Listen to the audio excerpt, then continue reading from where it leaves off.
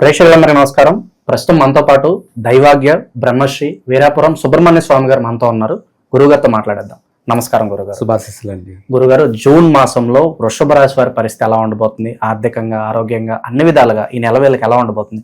Positive అంటారు, negative అంటారు, ఎలా ఉండబోతుంది గురుగారు? మంచి విషయమే మీరు అన్నట్టుగా.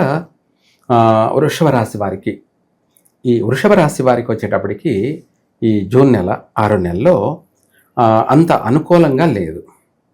ఏదైనా సరే ఇంపార్టెంట్ పనులు పోస్ట్ పోన్ చేసుకోవడం చాలా మంచిది. ఇంపార్టెంట్ పనులు అంటే గృహం కొనాలని అనుకున్న వాళ్ళు గృహాన్ని కొనకపోవడం మంచిది. అయితే గృహం కొనే టకటక కొంతమందికి కలిసి వచ్చే ఆడ జరిగిపోయే అవకాశం ఉంది. అయితే అలా అనేసి మనం కొన్నామనుకోండి, ఆ మాసం బాగలేదు కాబట్టి కొనడం వల్ల జీవితంలో ఆ ఇంట్లో మనశ్శాంతి ఉండదు, ఏవో గొడవలు, ప్రశాంతత ఉండదు, కలిసి రాకపోవడము, లేదంటే మళ్ళీ ఎప్పుడైనా సరే ఏదో ఒక కారణాల వల్ల, అనేక కారణాలు వల్ల ఏదో ఒక రకంగా దాన్ని మళ్ళీ అమ్ముకునే పరిస్థితి కూడా వస్తుంది. అందుకనేసి ఇట్లా ఇంపార్టెంట్ పనులు ఏవైనా సరే ఈ జూన్ నెలలో చేయకపోవడం మంచిది. ఇందాక ఇదే కాకుండా కొత్తగా ఎవరైనా సరే ఈ వృషభ రాశి వాళ్ళు నూతన వ్యాపారాలు చేయాలనుకోండి, అస్సలు చేయకూడదు. ఈ నెలలో 6 నెలల్లో జూన్ నెలలో నూతన వ్యాపారాలు ఏదైనా సరే చేయకూడదు. ఆల్రెడీ చేస్తున్న వాళ్ళు ఈ నెలలో బాగా జరగడం కోసం ఏదన్నా వాళ్ళు ఇంకా ఆ వ్యాపారం అభివృద్ధి కోసం ఏదైనా ప్రయత్నం చేయడం తప్పలేదు, మంచిదే. కానీ కొత్తగా వ్యాపారం ప్రారంభం చేయాలనుకున్న వాళ్ళు చేయకపోవడం మంచిది. అందులో మరీనో కొంతమంది ఈ ట్రావెల్స్ బిజినెస్ సంబంధించి కానీ, లేదంటే ఐరన్ బిజినెస్కు సంబంధించి కానీ, ఇటువంటి వాటి జోలికి అస్సలు పోకూడదు. నష్టపోయే అవకాశము, ఆ నష్టం ఏమిటి? ప్రమాదాలు, ప్రాణ నష్టాలు, ఆర్థిక నష్టాలు, ఆరోగ్య నష్టాలు, అనేకమైనటువంటి ఇబ్బందులు ఎదురయ్యే అవకాశం ఉంది. అందుకనేసి కొత్తగా ఎవరైనా సరే ఇండివిజువల్గా కూడా, అంటే ఇండివిజువల్గా అంటే వాళ్ళు పర్సనల్గా ఏదైనా బైకో, కారో, స్కూటీనో కొనాలనుకున్న వాళ్ళు కూడా ఈ జూన్ నెలలో కొనకపోవడం చాలా మంచిది. ఎందుకంటే వాహనం అంటేనే మన ప్రాణాలు దాని చేతిలో ఉన్నట్టు. వాహనం అంటే మన ప్రాణాలు దాని చేతిలో ఉన్నట్టు. అది మనకు కలిసి రావాలి. ఏది? వాహనం. ఒకవేళ కలిసి రాకపోయినా పర్వాలేదు, కానీ నష్టం అంటూ జరగకూడదు. నష్టం జరగకూడదు. ఆ నష్టం అంటే ఏంది? ప్రాణ నష్టాలు, ప్రమాదాలు జరగకూడదు. కలిసి రాకపోయినా పర్వాలేదు. కాబట్టి అందుకనేసి ఈ వృషభ రాశి వారు నూతనమైనటువంటి వాహనాలు కొనడం ఈ 6 నెలల్లో కొనకపోవడం మంచిది. వాళ్ళు పర్సనల్గా కూడా, అంటే వాళ్ళ పర్సనల్గా ఇండివిజువల్గా ఓన్గా వాడుకోవడానికైనా సరే కొనకపోవడం మంచిది.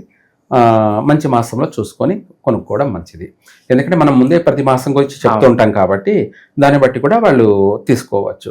అంతేకాకుండా ఇదే కాకుండా శనివారం ఏదైనా నూతన కార్యక్రమాలు చేయడం కానీ ఈ వృషభ రాశి వాళ్ళు చేయకపోవడం మంచిది. ఇంకా కూడా ఈ వృషభ రాశి వాళ్ళు ఆరోగ్యపరమైనటువంటి విషయాల్లో కాస్త జాగ్రత్త వహించాలి. ముందు జాగ్రత్త. వీళ్ళు తగిన సమయానికి ఫుడ్ తీసుకోవాలి. అనారోగ్య సమస్యలు అనేది అధికంగా వచ్చే అవకాశం ఉంది ఈ జూన్ నెలలో. సంతాన విషయంలో కూడా కాస్త ఏదన్నా జాగ్రత్త పాటించితే సంతాన శుభవార్తలు అయితే మాత్రం ఉన్నాయి. సంతాన విషయంలో అనుకూలత అయితే ఉంది. నూతన వ్యాపారాలకు అనుకూలం లేదు. అలాగే ఇందాక మనం అనుకున్నట్టుగా గృహయోగం విషయాల్లో తీసుకోకపోవడం మంచిది. ఇవే కాకుండా మామూలుగా అద్దెకు మారే వాళ్ళు కూడా ఉంటుంటారు. వాళ్ళ పరిస్థితి ఏమిటి?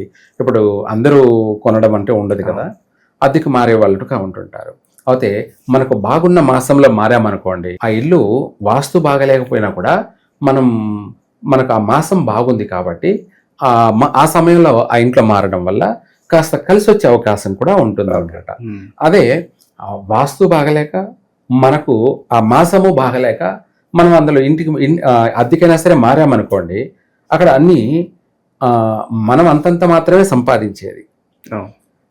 నెల తిరిగి చూడగలిక వచ్చేస్తుంటుంది. మన ఇంటి అద్దెకే ఆలోచన చేస్తుంటాం. కానీ అది కాదు అసలు విషయం. అనేక విధాల నష్టపోయే అవకాశం ఉంది. అనేక విధాలు అంటే ఆర్థిక పరంగాను, ఆరోగ్య పరంగాను, లేదంటే చుట్టుపక్కల వాళ్ళతోనూ విరోధాలు, శత్రుత్వాలు, ఇలాంటి అనేక నష్టాలు కూడా జరిగే అవకాశం ఉంది. అందుకనేసి ఈ 6 నెలల్లో వృషభ రాశి వారు ఇంపార్టెంట్ పనులైనా సరే పోస్ట్ పోన్ చేసుకోవడం మంచిది. ఇంకా కూడా కొన్ని విషయాల్లో, వివాహ విషయాలలో ఇక్కడ ముఖ్యమైన విషయం ఏంటంటే వివాహ విషయాల్లో ఈ జూన్ నెలలో చూసుకోకపోవడం మంచిది. అసలు కొంచెం టైం తీసుకుంటే బెటర్. కొంత సమయం తీసుకొని తర్వాత చూసుకోవడం మంచిది. ఈ నెలలో చూడకపోవడం మంచిది. లేదు, ఒకవేళ చూసుకున్నటువంటి వాళ్ళు ఆల్రెడీ చూసుకొని ఉంటారు, ఒకవేళ నిశ్చయ తాంబూలాలు పుచ్చుకోవడం కూడా పనికిరాదు. ఓకే, బాగలేని మాసం కాబట్టి. నిశ్చయ తాంబూలం అంటే ఎంగేజ్మెంట్. ఎంగేజ్మెంట్ అన్నది పెళ్లి, ఎంగేజ్మెంట్ రెండు ఒకటే. కాకపోతే వ్యత్యాసం ఏమిటంటే అక్కడ మాంగళ్యం ముడుముళ్ళు వేస్తాము, ఇక్కడ రింగు ఉంగరాన్ని, అంగుళికాన్ని ఉంగర పేలికి ధరిస్తారు. ఇది అంతే. కుడి చేయి ఉంగరం ధరించడము అంతే, లేదా మాంగళ్యం కట్టడము ఒకటే. ఇంకా పూల దండలు కూడా మార్చుకుంటారు. అంటే ఇదంతా కూడా పూర్తిగా వివాహ తంతు క్లియర్ అయిపోయినట్టే. అందుకనేసి ఎంగేజ్మెంట్ అనేది కూడా పెళ్లితో సమానమే. మన మామూలుగా పూర్వం గాంధర్వ వివాహం అనేది, గాంధర్వ వివాహం అంటే ఇప్పుడు రిజిస్ట్రేషన్ మ్యారేజ్ కూడా అనుకోవచ్చు అనమాట. గాంధర్వ వివాహం అంటే ఇద్దరు పూలదండలను ఒకరినొకరు మార్చుకుంటే వివాహం అయిపోయినట్టే. అంటే మనసే ఇక్కడ ప్రధానం. మనసు ఇచ్చేసామంటే వివాహం అయిపోయినట్టే. మనసు ఒకరికి ఇచ్చేసామంటే అది వివాహం అయిపోయినట్టే, ఇంకా అయిపోయి అలాంటి ఇదనమాట. అటువంటి ఇది మనకు మంచి మాసంలో నిశ్చయితాంబూలాలు అన్నది పుచ్చుకుంటే ఇది ఒక రోజుతో పోయే జీవితం కాదు కదా. భార్యాభర్తలు కలిసిమెలిసి ఒకరి పట్ల ఒకరిని అర్థం చేసుకుంటూ ఒడిదుడుకులన్నింటినీ కూడా ఇద్దరు కలిసి ఎదుర్కొంటూ ప్రతి దాన్ని సమర్థవంతంగా ఎదుర్కొని ఇద్దరు సఖ్యతగా, సౌఖ్యంగా, సుఖంగా కలిసిమెలిసి జీవించాలి కాబట్టి, సుఖంగా జీవించాలి కాబట్టి మంచి మాసంలోనే ఎంగేజ్మెంట్ చేసుకోవాలి. ఓకే, ఆ మంచి మాసంలో చేసుకోవడం వల్ల వాళ్ళ జీవితాంతము లాభాలే ఉంటాయి, సుఖంగానే ఉంటారు. ఎటువంటి సమస్యలు వచ్చినా వాటికి వాళ్ళు కృంగిపోకుండా వాటిని అన్నిటిని కూడా వాళ్ళు తిప్పి కొట్టుకుంటూ కలిసిమెలిసి జీవిస్తూ ఉంటారనమాట. ఇక నిరుద్యోగుల పరిస్థితి ఏంటి గురువుగారు? ఉద్యోగుల విషయం కానీ, లేదంటే ఏదైనా వ్యాపారాలు చేసుకునే వాళ్ళు కానీ, ఇటువంటి వాళ్ళకి ఈ జూన్ నెల వచ్చేసి అంత అనుకూలమో తెలియదు. అయితే అనుకూలం లేదని భయపడాల్సిన అవసరం లేదు. అందులో కూడా వీళ్ళు అభివృద్ధి చెందడానికి వీళ్ళ ప్రయత్నం వీళ్ళు చెయ్యాలి. అయితే వీళ్ళు ఏంటంటే పొద్దున్నే సూర్యోదయానికి ముందే ఈ వృషభ రాశి వారు ఒక పిరికుడు కల్లుప్పు, పిరికుడు కల్లు, రాళ్ళుప్పు అంటారు, లేదంటే దొడ్డుప్పు అంటారు ఈ ప్రాంతాల వారిగా లాంగ్వేజ్. ఒక పిరికుడు ఉప్పు తీసుకొని అందులో ఒక 5 గింజలు మిరియాలు వేసి పిరికుడుతో ఆ ఉప్పుని తల మీద నుంచి 3 సార్లు చుట్టి, 2 సార్లు రివర్స్ చుట్టి, రైట్ క్లాక్ 3 సార్లు, యాంటీ క్లాక్ 2 సార్లు చుట్టి దాన్ని నీళ్ళల్లో అదే మనం సింకులో అయినా వేసి వాటర్ పట్టేసుకోవడం. సింకులు అయిన పక్షాన ఏదైనా ఒక మగ్గులో నీళ్లు తీసుకొని అందులో వేసి బయట చెట్లకు లేకపోతే బయట పారేసేయడం. అలా చేస్తే కాగల కార్యం గంధర్వులే నెరవేరుస్తారు అన్నట్టుగా, అంటే ఓ పాజిటివ్ అనేది ఏర్పడుతుంది అనమాట.